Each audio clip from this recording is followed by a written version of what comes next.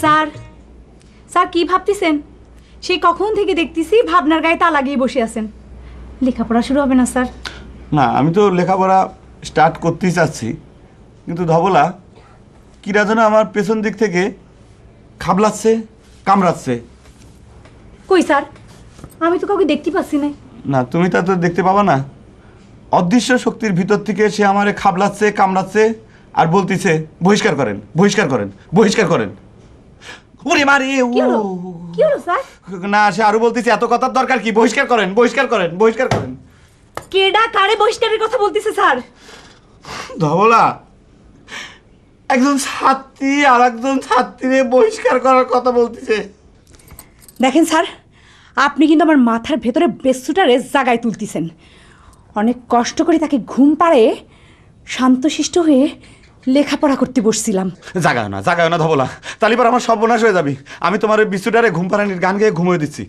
ঘুম পাড়ানির গান, বিচ্ছু ঘুমালো, পাড়া জুড়ালো, বর্গিয়ালো দেশে, বুলবুলিতে ধান খেয়েছে, খাজনা দেব কিসে।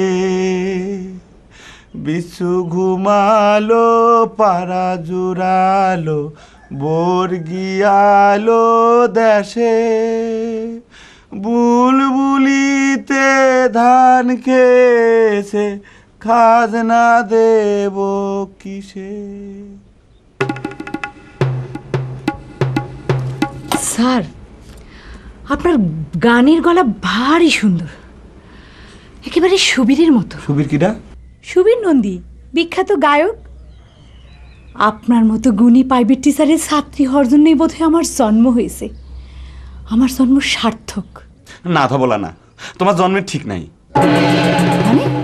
না, সরি বলতেছি। ঘটনা হয়েছে কি, তুমি যে কারণে নিজের জন্মের সার্থক মনে করতেছো সেটা ঠিক নেই। আজকে আমি তোমার ছাত্রীত্ব থেকে বহিষ্কার করতে বাধ্য হচ্ছি। কি? যে আপনার মনের ভিতরে খামচাইতেছে সে আমারে বহিষ্কার কথা বলতেছে? আমারে? চেঁচাও না, চেঁচালি পরে বিছুটা জাগিয়ে যাবে না। আমি ঘুম পাড়াই দিতেছি। বিছু ঘুমালো, পাড়া জুড়ালো, বর্গিয়ালো দেশে। গান থামান। আপনি ঠিক করে বলেন, সে কি আমারে বহিষ্কার কথা বলতেছে? তুমি ফিরাং ধবলা, সে আমারে বলেছে তোমারে যদি আমি বহিষ্কার না করি তাহলে আমার ফটোকপি করে সে বাড়ি বিলায় দেবে। আপনারই ফটোকপি করে? না, আমার ফটোকপি না, আমার লিখিত একটা পবিত্র পত্রের ফটোকপি। কিছুটা বুঝতে পারিছি। তুমি বিশ্বাস করো ধবলা, ভুল চিঠি ভুল ঠিকানায় পোস্ট করতে গিয়ে আমি একেবারে ধরা খেয়ে গেছি। তুই আমার ছাত্রী বয়সী মেয়ে, তা আমি তোমারে বলতে বাধ্য হলাম। বুঝতে পারিছি, আপনার চিঠি যাতে বাড়ি বিলি না হয় সেজন্য আপনি আমারে বহিষ্কার করতেছেন। তুমি ভেরি ভেরি ভেরি ভেরি ফিরাঙ্ক। এই চিঠি যদি সত্যি বাড়ি বিলি হয়ে যায় তাহলে পরে আমি প্রাইভেট টিচার থেকে প্রাইভেট সিটারে পরিণত হয়ে যাব। তুমি আমার এই প্রাইভেট সিটারে পরিণত হওয়া থেকে রক্ষা করো। আমি তোমার বিনয় করে বলতেছি, অনুরোধ করে বলতেছি, সব কিছু গুছায় কাছে নিয়ে তুমি চলে যাও। আর কোনোদিন আসো না, তুমি নতুন কোনো জায়গায় প্রাইভেট পড়া শুরু করো, প্রাইভেট শিক্ষক বেছে নাও, তারা নিয়ে সুখী হও। জি আচ্ছা, আমারও তাই ইচ্ছা, প্রাইভেট টিচারে নিয়ে সুখী হও। যাও, সুখী হও।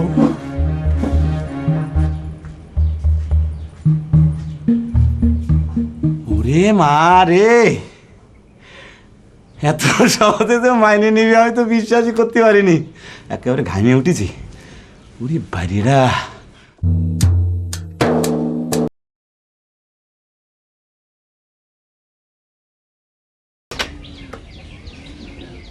কি হলো মিস মাহেলা, গান বন্ধ করলে কে? আপা হিন্দি গান পছন্দ করেন না। কি ব্যাপার, এত তাড়াতাড়ি পড়াশোনা শেষ হয়ে গেল? শুধু পড়াশোনা না খালা, আমার জীবনের সবকিছু শেষ হয়ে গিয়েছে। আপনার ছেলে আমারে বহিষ্কার করে দিয়েছে। মানে আইজি জয়েন করলি আর আইজি বহিষ্কার? কি দোষ করিছো? বিনা দোষে খালা, বিশ্বাস করেন আমি কোনো দোষ করি নাই। আপনার ছেলে সিটার হওয়ার হাত থেকে রক্ষা পাওয়ার জন্যে আমার ফিউচার অন্ধকার করে দিল খালা। আমার জন্য দোয়া করবেন খালা। মাহেলা, খালার শেষবারের মতো একটা সুন্দর গান শোনা। আমি তোর চ্যাম্পিয়ন স্যারের কাছ থেকে শেষ বিদায় নিয়ে আসি। ধবলারে সবাই মেন্টাল কেস মনে করেছিল, কিন্তু সে তো পাগল না, সে বড়ই বুঝবার মেয়ে। কি সুন্দর আমার সমস্যাটা বুঝে নীরবে বহিষ্কার হয়ে চলে গেল। কালকেই খুশবুরে বিষয়টা অবহিত করে তার কাছ থেকে পত্রটা উদ্ধার করে গয়নারে হস্তান্তর করতে হবে। কি তুমি এখনো যাওনি? যাবার আগে শেষ বিদায় নিতে আসলাম। শেষ বিদায় বুঝতে পেরেছি। মাত্র কয়েকটা দিন, বুঝলে, আমি আর তুমি, ছাত্রী আর শিক্ষক, খুবই কাছাকাছি চলে এসেছিলাম। এজন্যই তুমি বারবার বিদায় নিতে চাচ্ছ। যাই হোক ধবলা, আমি তোমারে কোনো দিন ভুলতে পারবো না। তোমারে আমি আমার মনের কুটুরিতে ঠাঁই দিয়ে রাখবো। আমিও আপনার চিরদিন মনে রাখবো এই ছবির মাধ্যমে। ছবি মানে কোন? ও, সেই দিন যে ছবি তুলেছিলে। মাহেলা বলে এই ছবিতে নাকি আপনাকে আর আমাকে স্বামী স্ত্রীর মতো দেখা। আমি সেদিনই বুঝতে পেরেছিলাম যে এই ছবির ভবিষ্যৎটা কি হবে। আমার গলায় কাগজের মালা কুরবানির গরুর মতো, আর তোমার লাল শাড়িতে মাথায় ঘোমটা দেওয়া। এই ছবিটা আমি আমার ঘরে টাঙায় রাখবো। হ্যাঁ, টাঙায় রাখবা, ঘরে টাঙায় রাখবা, কিন্তু ওয়ালের ভিতর টাঙায় রাখো না, তাহলে পরে মানুষজন দেখলি পরে এটা বেজ্জতি হয়ে যাবে। তুমি এক কাম করতে পারো, এই ছবিটা তুমি যে বিছানায় ঘুমাও, শোও, ওই তোষকের নিচে তুমি লুকোয় রাখলে, অথবা খাতা বালিশের নিচেও রাখতে পারো। আর যখন তোমার ইচ্ছে হলো তুমি ছবিটা বের করে নিয়ে আমার শ্রদ্ধা নিবেদন করলে। জি আচ্ছা, শুধু আমি একা না, এই ছবির আরো শত শত প্রিন্ট করে এই অঞ্চলের সবার ঘরে ঘরে পৌঁছে দেব। সবার ঘরে ঘরে আপনার ছবি শোভা পাবে। প্রধানমন্ত্রীর ছবি যেমন দেয়ালে দেয়ালে টাঙানো থাকে। তুমি কি বলতেছো? তার মানে কি? মানে হচ্ছে গিয়ে আপনার মতো সিটার, সরি আমার ভুল হয়েছে, আপনার মতো টিচার রে এই অঞ্চলের সবার ঘরে ঘরে আমি পৌঁছে দেব। সবার দেয়ালে দেয়ালে আপনার ছবি শোভা পাবে, পাশে আমি।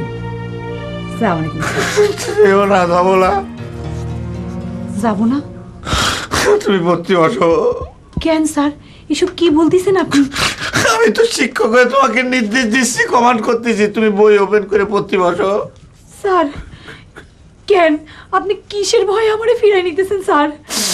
স্বামী স্ত্রী মার্কা ছবি তুমি দেয়ালে দেয়ালে বাড়িতে বাড়িতে টাঙায় দিবা, সেই ভয়ে তুমি পড়তে বসো। সত্যি স্যার? আমাকে কাঁদায়ও না, তুমি পড়তে স্যার বসো। প্লিজ প্লিজ আপনি কাঁদবেন না স্যার, আমারও কান্না আসতেছে স্যার। আপনার আমি প্রধানমন্ত্রীর মর্যাদা দিদি সালাম, আর আপনি নিলেন না স্যার। স্যার প্লিজ আপনি কাঁদবেন না স্যার, আমার কান্না এই মা, এ বাবা, কি হয়েছে তোমাদের? তোমরা দুইজনে মিলে কাঁদতেছো কেন? কিছু না খালা, এই কান্না মিলনের কান্না খালা। ছাত্রী শিক্ষকে মিলন হয়ে গেছে। শুভ সংবাদ। আর গান শুনতে পারবো না বিবে, মনটা খারাপ হয়ে গিয়েছিল। মিস মাহেলা, গান বাজাও। স্যার স্যার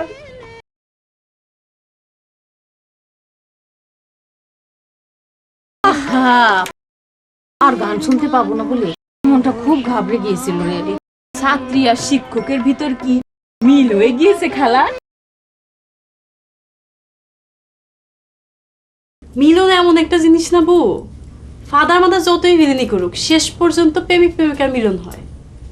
যতগুলা সিনেমা দেখেছি সবগুলাতে শেষে প্রেমিক প্রেমিকার মিলন হয়েছে। হয় না রে, সে তো সিনেমার প্রেমিক প্রেমিকার মিলন দেখেছিস। সিনেমায় প্রেমিক প্রেমিকার পেছনে রাইটার থাকে, রাইটার তাদের মিলন ঘটা দেয়। বাস্তবে তো তা থাকে না। বাস্তবে প্রেমিক প্রেমিকার পিছনে জ্যোতিষ বাবা থাকে, জ্যোতিষ বাবা, যে চন্দ্র সূর্য গ্রহ নক্ষত্র সব গতিপথ বদলায় দেয়। তাহলে কি করবি গনাবু? কোনো প্রতিবাদ না করে আংটি পরবি? আংটি না পরে কোনো উপায় নেই, বুঝলি? মানুষ আংটি পরে এনগেজমেন্ট হয় বিয়ের জন্য, আর আমি আংটি পরতেছি বিয়ে ঠেকানোর জন্য। আচ্ছা, তুই কি ভাসান বাড়ি সত্যি ভালোবাসিস? ভাব ভালোবাসার জন্যই দুজনের মেলামেশার প্রয়োজন পড়ে। ভালো করে দেখাই হইলো না, তারপরেও দেখা হলে বুকের ভিতরটা কেমন মোসর। আমার তাই রে গনাবু, আসান বাড়ি দেখলে আমার বুকের ভিতরটা জানি কেমন করে। সামনে পেয়েও কথা বলতে পারি না। এই কি দুর্ভাগ্য নিয়ে জন্ম হয়েছে আমাদের গয়নাবু। জীবনটা এরমই রে আয় না, চাবি এক হবি আর এক। ফিজাবার কাছে একটা কথা শিখিস নি, ম্যান পজেস গড ডিসপজেস। আংটিটা তুই পড়িস না বু, তুই বললে আমারও পড়তে হবে। আমি কি পড়তে চাই, কিন্তু আব্বাজানের শাস্তির কথা মনে পড়লি আংটি না পরে আমি থাকতে পারবো না নে, বুঝলি? আর জ্যোতিষ বাবারে চিনিস নে, তিনি মেলা পাওয়ারফুল মানুষ, দেখলি না কারবালা কাকা কেমন কুপকাত করে ফেললো। শোন, ওনার প্রতিরক্ষা বিভাগ দিয়ে যদি আমাদেরও কুপকাত করে ফেলে তখন কি হবি নি তুই বল? পড়ায় লাগবি নি, আমি কোনো উপায় দেখতেছি না। তাহলে তো আর কোনো উপায় দেখতেছি না। একটা উপায় আছে গয়নাবু। উপায় আছে? কি উপায়? এতক্ষণ কষনিকে গত রাত থেকে মার আব্বার সাথে এন্টিপার্টি সম্পর্ক চলতেছে। সেটা তো শুনলাম, কিন্তু বিষয়টা তো আমি কিছু বুঝলাম না। বিষয়টা হইতেছে আব্বা যা বলবে মা সেটার বিরোধিতা করবে। এখন মারে গিয়ে বলবো মা যেন আব্বার আংটি পরানোরটারে বিরোধিতা করে। ভালো বুদ্ধি বের করেছিস তো, তোর বুদ্ধি আছে সব। আসসালামু আলাইকুম মা। ওয়ালাইকুম সালাম। বল বাবু। চাতো তিনটা নিয়ে আয়। এই না, মার কাপড় চোপড় ভাঁজ করে দে, মার চুলটা একটু আশ্রয় দি।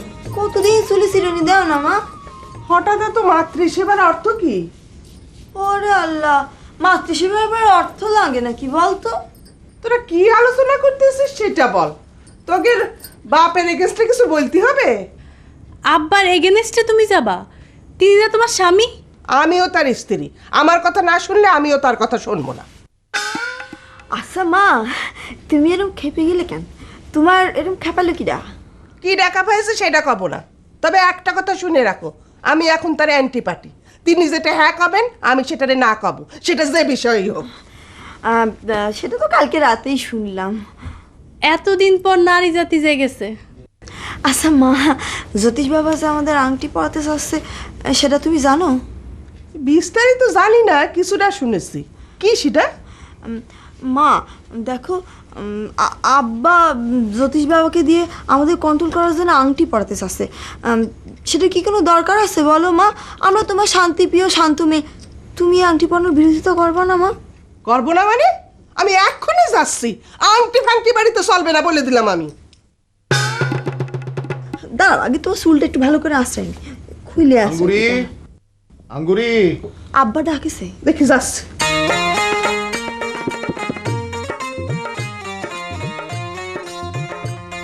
ও বউ একটু কাছে আসো না।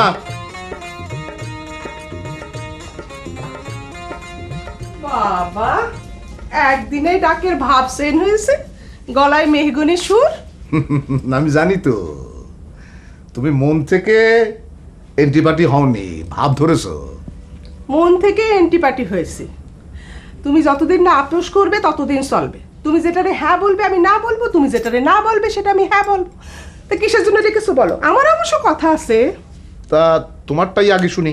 তোমারটা আগে শুনি। আমারটা তো 2 দিন ধরে দুধে ভিজিয়ে রেখেছি। এইটা তুমি গয়নার হাতে পরাতে চাও? হ্যাঁ, না, ধীরে ধীরে। আমিও চাই এই আংটি তুমি পরাবা না, কিন্তু জ্যোতিষ বাবাজি বলেছে নিশিরাইতে এই আংটি তোমাকে পরাতে হবে। দেখো আঙ্গুরি, স্বামী হিসাবে আমি তোমার একটা আদেশ করতে চাই। আদেশ? আরে কথাটাকে শেষ করতে দাও। স্বামী হিসাবে আমি তোমার আদেশ করলাম, এই আংটি তুমি পরাবা না। আপনি কি করে ভাবলেন যে আপনার অ্যান্টিপার্টি হয়ে আপনার আদেশ আমি মানব? আমি জ্যোতিষ বাবা রিকোয়েস্টই শুনবো, আমি আংটিটা গয়নার হাতে পরায় দেবো, তবু আপনার আদেশ আমি মানবো না। দেখো আঙ্গুরি, আমি তোমার স্বামী, আমার আদেশ তোমার শিরোধার্য। এই আংটি তুমি পরাবা না। এই আংটি আমি পরাবো, আপনার না আমার হ্যাঁ। গয়না, আয় গয়না।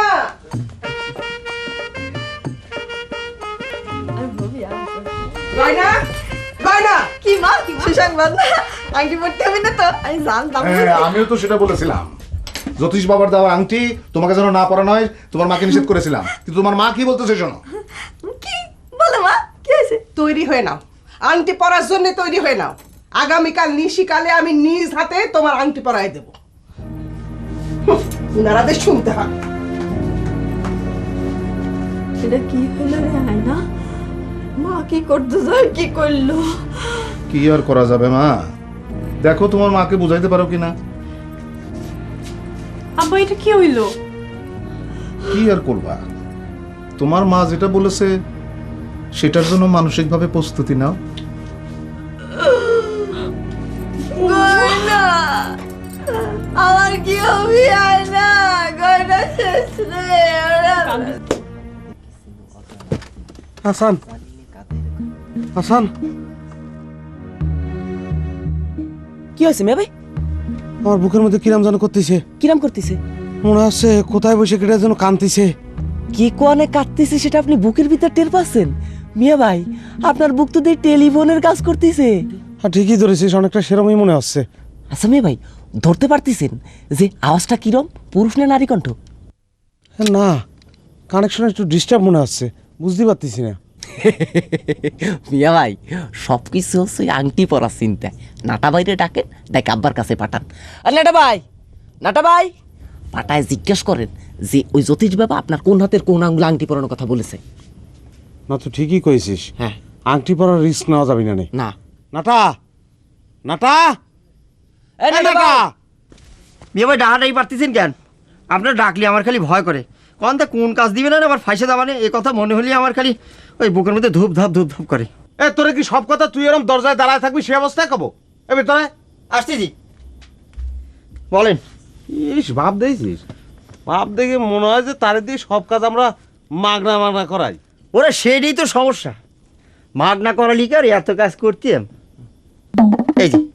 এই যে মিয়া ভাই, এই চোখের সামনে এরম একটা সবুজ মোলা ধরা দিলি ওই ক্যারেক্টার চরিত্র ঠিক থাকে। এই যে এমন বড় ঝাঁজ মিয়া ভাই, খাতি গেলে জীবনটার খাক হয়ে যায়। তা বলেন কি করতে হবে বলেন। করতে হবে তুমি আর আব্বাজানের কাছে যাবা, যে জিজ্ঞেস করে আসবা যে জ্যোতিষ বাবা মেয়ে ভাইয়ের কোন হাতের কোন আঙ্গুলে আংটি পরাতে বলেছে, বুঝছো? ও এইটে, আরে এইটা তো আমি জানি। যাক, বড় মেয়ের কাছে যাওয়া লাগবে না রে, এই মাগনা পৃষ্ঠাটা আমার লাভ হয়ে গেল। তালি বল। তো জানো তো তাড়াতাড়ি বল, আমরা তো বিপদের মধ্যে আছি।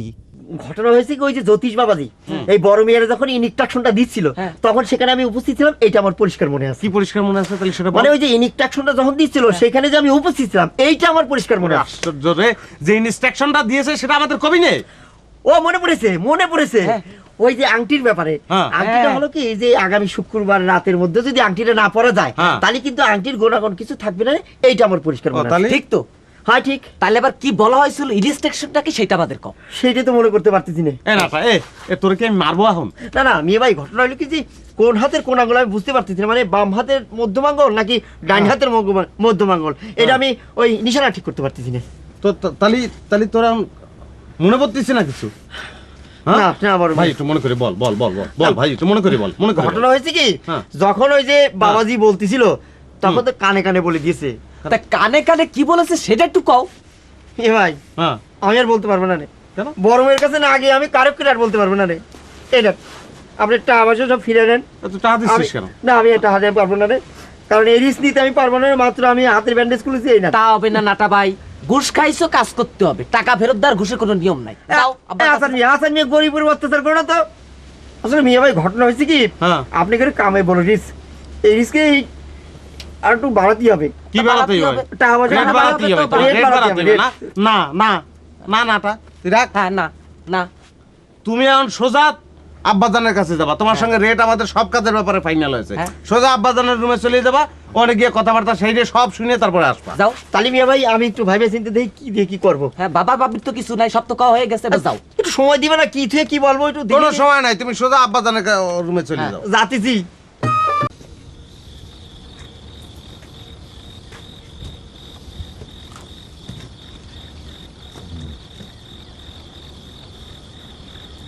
মেয়ে ভাই, আপনার ওই জ্যোতিষ বাবাজি এমন কোন আংটি দিতে পারে না যেটা পরলে আপনার মন গলবে? আমার মন গলায় তুই কি করবি? তাহলে আমি ভিক্ষা করতে বাড়িতে গেলে আপনি বাধা দিবেন না? আচ্ছা, তোর কি ধারণা ভিক্ষা করার জন্য পথে বাড়ায়া পথে পথে ঘুরলি তুই তাকে খুঁজে পাবি?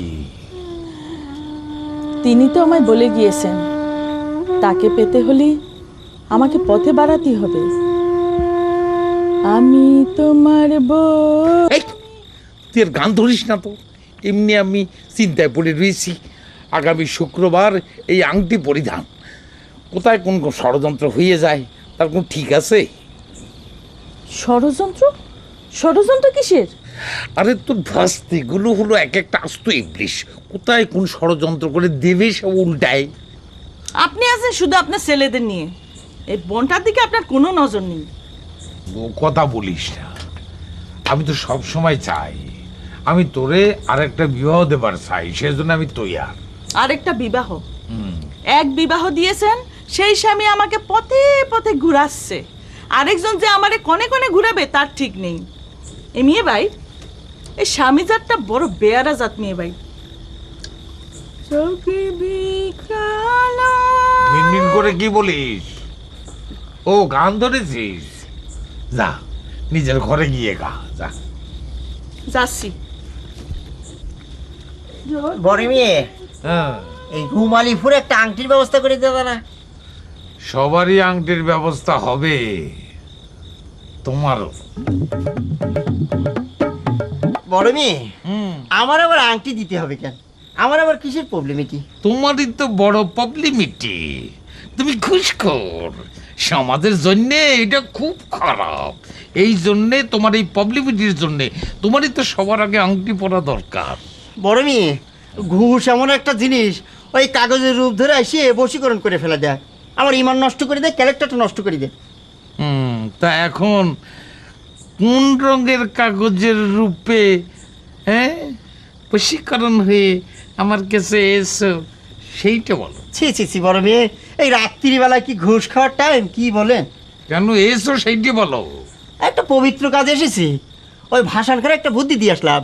কি বললাম যে এই যে কোন হাতের যে আঙ্গুলে আংটি পরাতে হবে, ওই সেই হাতের সেই আঙ্গুলে মেহেন্দি পরালি অ্যাকশনটা একটু তাড়াতাড়ি হবে। মেহেন্দি? মেহেন্দি পরাবে?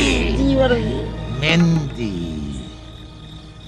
মেহেন্দি ভালো ভালো, মেহেন্দি পবিত্র জিনিস। যাও, তার আঙ্গুলে গিয়ে মেহেন্দি পরাও। কিন্তু সমস্যা হলে কি বড় মেয়ে, ওই যে কোন হাতের কোন আঙ্গুলে জিনিসটা পরাতে হবে সেই ইনস্ট্রাকশনটা ভালো করে জানা নেই, তাই আপনার কাছে আমি জানতে এসেছিলাম।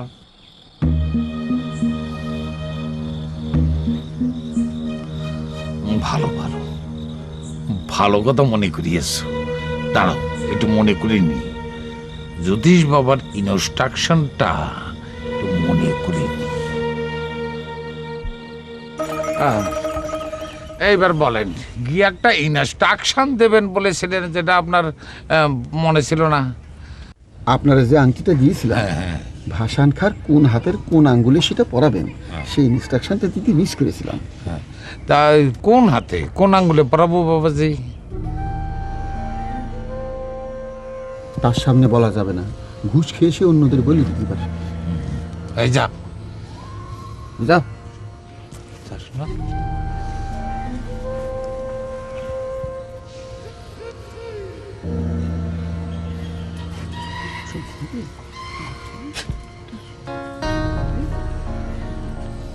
মনে থাকবে? জি মনে থাকবে বাবাজি, মনে থাকবে। বড় মেয়ে কি বিড়বিড় করতেছেন? হ্যাঁ না কিছু না। তা কি যেন আইছিলে? ওই যে কোন হাতের কোন আঙ্গুলে? বাম হাতের মধ্যমাতে। মধ্যমা বোঝো? জি জি, মানে মাঝখান মানে এই মাঝখান, তাই না? আমি আসতেছি বড় মেয়ে, ওই বাম হাতের মধ্যে, বাম হাতের মধ্যে মেহেন্দি দেওয়ার শখ। দাও দাও